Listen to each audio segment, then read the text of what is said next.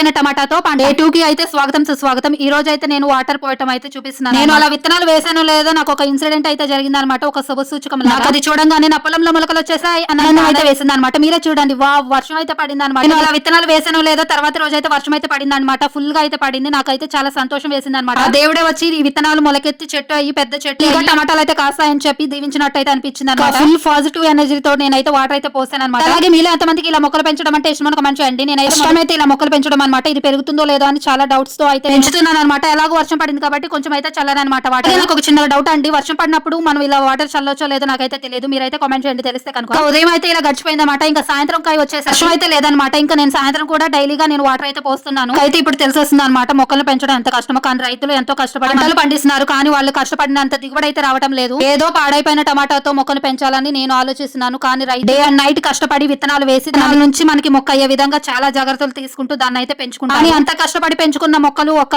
వర్షంతో వాళ్ళ ఆశలన్నీ ఆవిరైపోతాయి అనమాట. అందరం కోరుకునేది ఒకటే, రైతులకు న్యాయం జరగాలి. నేను కూడా రైతు అంత కష్టపడకపోయినా ఏదో కొంచెమైనా కష్టపడి విత్తనాన్ని ఒక మొక్కగా మలిచే విధంగా చేస్తాను. మీరు కూడా నాతో పాటు సహాయం చేయండి. Day 3 కోసం వేచి ఉండండి.